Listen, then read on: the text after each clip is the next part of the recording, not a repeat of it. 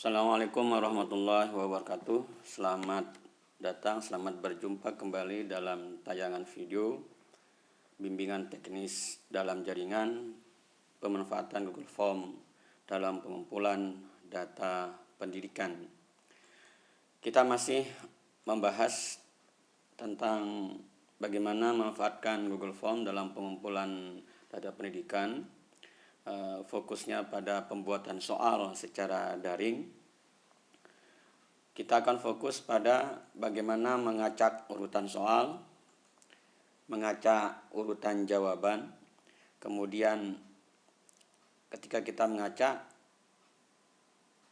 kita akan membagi soal menjadi beberapa halaman dan kita akan lihat perbedaannya seperti apa. Selamat menyaksikan. Saya memiliki dua instrumen soal. Yang pertama, soalnya dibuat menjadi beberapa bagian, menjadi beberapa halaman.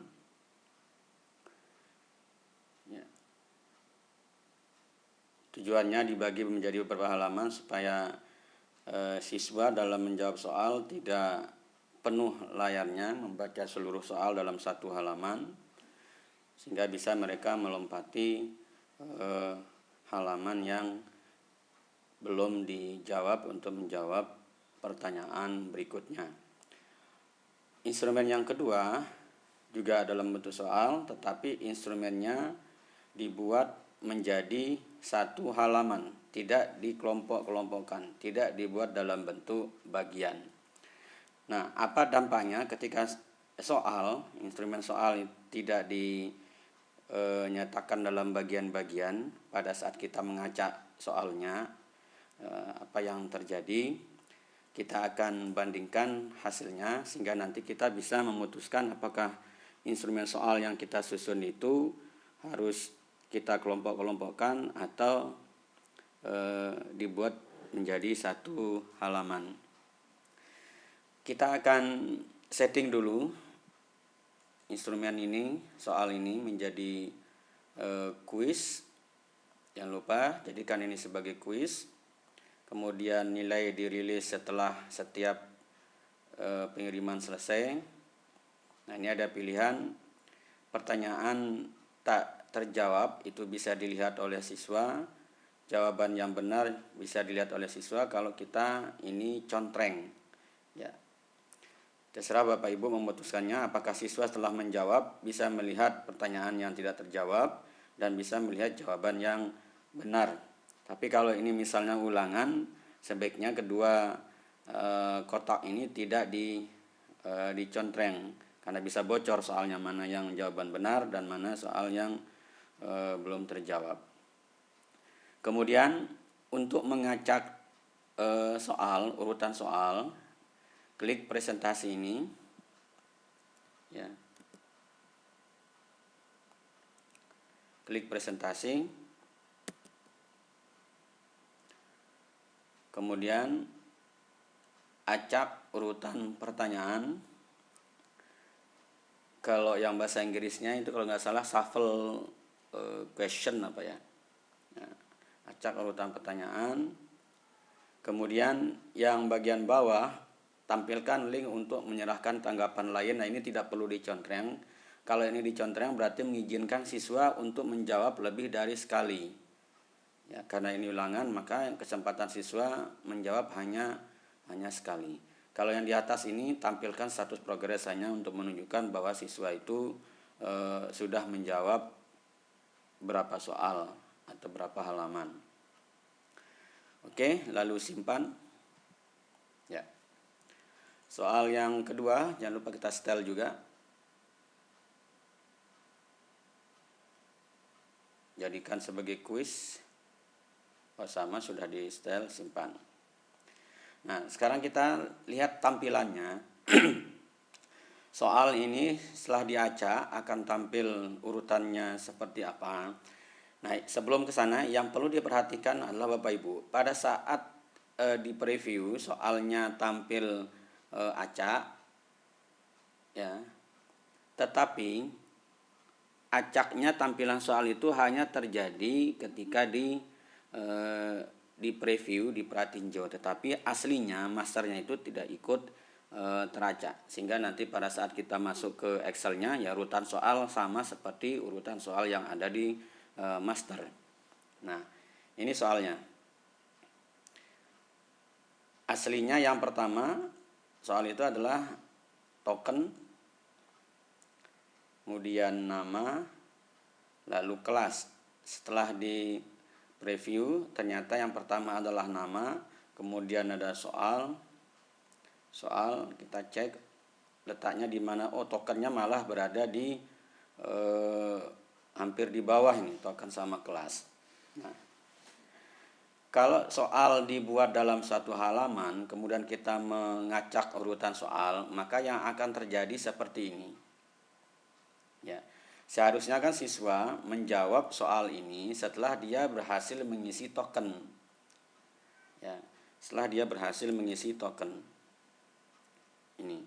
Tetapi tokennya berada di bagian tengah, bukan menjadi syarat akhirnya untuk menjawab soal. Jadi kalau soal itu dibuat dalam satu halaman, maka tokennya itu tidak berfungsi. Buat apa kita membuat token? Token itu kan password untuk melanjutkan pertanyaan berikutnya. Nah, kalau soalnya dibuat dalam satu halaman, token tidak berfungsi. Ya, tidak berfungsi karena sudah teracak dia di bawah.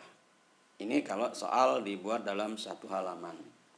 Nah, soal yang model kedua, soal itu kita struktur instrumennya kita bagi-bagi. Yang pertama ini token. Token ini adalah syarat bagi siswa untuk menjawab soal. Jadi kalau dia tidak bisa masuk, maka tidak bisa menuliskan token yang benar, maka tidak bisa masuk ke bagian berikutnya. Nah, ini baru berfungsi token. Token berfungsi kalau soal dibuat dalam bagian-bagian, dikelompokkan. Ya, ini soal ini saya kelompokkan menjadi 6 bagian. Bagian pertama berisi token, bagian kedua berisi data siswa, bagian ketiga itu sudah soal halaman pertama, bagian keempat soal halaman kedua, bagian kelima soal halaman ketiga, dan yang terakhir bagian keenam adalah konfirmasi jawaban. Nah, ini kami sarankan Bapak Ibu supaya tetap Bapak Ibu mencantumkan bagian ini untuk mengingatkan siswa ketika ingin mengirim jawaban supaya mereka mengecek kembali sebelum dikirim. Ya, kita preview. Ya, klik Pratinjo. Oke. Nah, apa bedanya? Soal sudah kita acak, ya. Nah, soal itu kita acak, meskipun dia diacak, bagian-bagian itu tidak akan ikut teracak. Lantas pada bagian mana soal itu akan teracak? Kita masukkan email dulu. Kenapa email ini muncul Bapak Ibu? Karena kita menyeting di akhir tadi bahwa setiap siswa yang menjawab diminta untuk mengumpulkan email.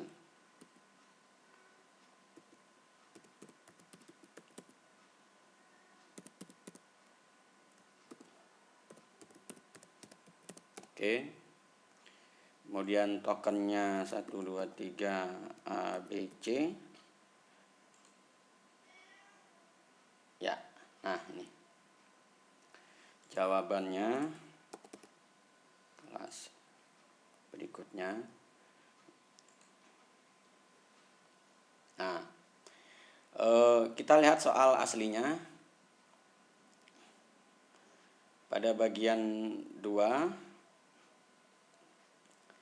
ya, siapa nama gubernur NTB, kemudian urutan kedua siapa nama tokoh ini, yang ketiga adalah gambar. Kita lihat, ya, siapa nama gubernur NTB. Gambar ini pada soal aslinya adalah urutan urutan ketiga pada bagian halaman pertama. Ya. Urutan kedua adalah gambar tokoh. Di sini gambar tokohnya pada bagian nomor 3, gambar ekstasinya pada bagian nomor 2. Jadi soal itu hanya teracak pada bagian itu. Ya. Ketika yang mengacak, maka yang teracak berubah urutannya hanya pada bagian itu, hanya pada halaman itu. Dia tidak ikut berpindah ke halaman yang lain. Nah, ini tinggal dijawab.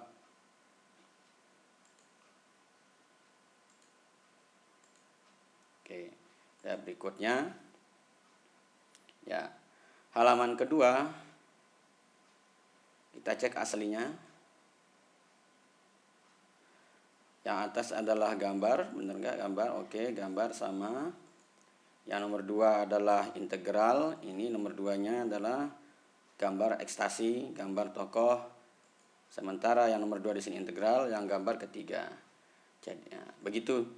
Jadi pengacakan soal hanya berlaku pada bagian itu, hanya berlaku pada halaman itu. Dia tidak ikut teracak pada bagian yang lain karena soal itu sudah kita kelompokkan dalam halaman-halaman, sehingga ketika diacak maka tidak masalah.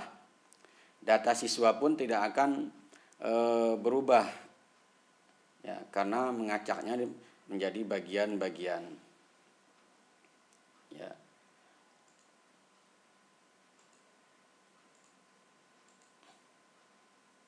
Oke, nah ini konfirmasi jawaban perlu kita tanya ke siswa sebelum mereka mengirim jawaban mereka. Apakah kamu yakin dengan jawabanmu? Maka cek ulang atau yakin. Kalau cek ulang maka nanti dia akan kembali ke awal.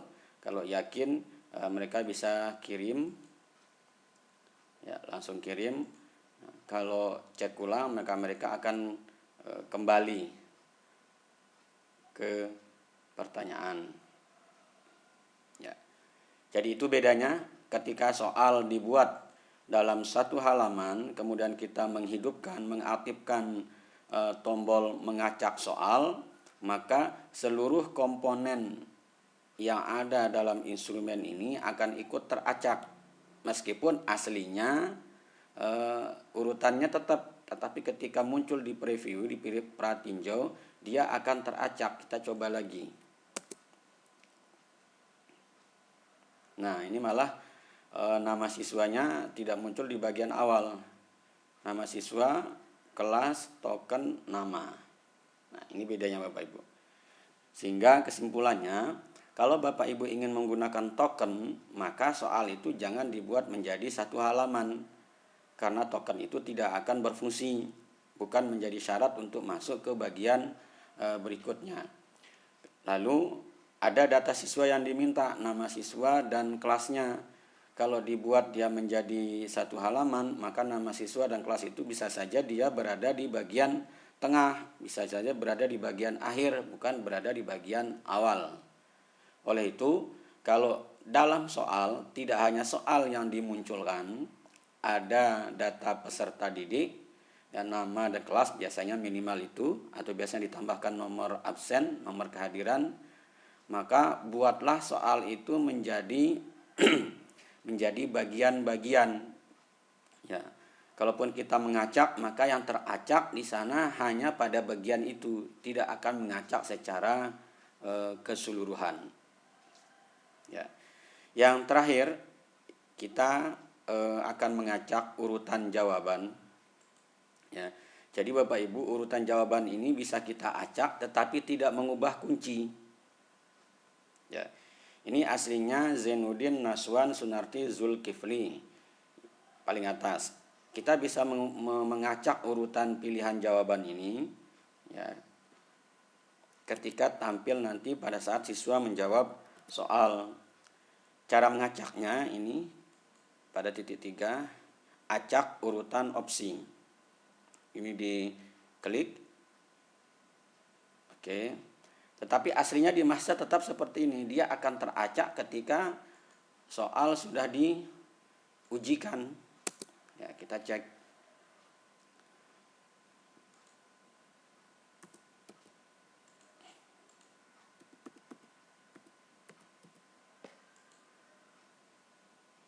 Ya, Nah, ini kan data siswanya nama dulu baru kelas, tapi ini diacak kelas dulu baru nama, tidak masalah. Ya, karena dia diacak dalam bagiannya sendiri. Ya. Baik, soal sudah teracak. Nah, ini siapa nama gubernur NTB? Soal aslinya apa? Yang di atas Zainuddin Naswan Sunarti Zulkifli. Ketika diujikan urutannya Sunarti Zainuddin Zulkifli Naswan. Nah, ini urutan opsinya diubah. Urutan opsinya diubah. Tetapi kuncinya tetap, ya, kuncinya akan bergeser. Kan yang dilihat adalah jawaban, bukan urutan jawabannya, sehingga siswa tinggal membaca. Dengan mengacak urutan opsi ini untuk menghindari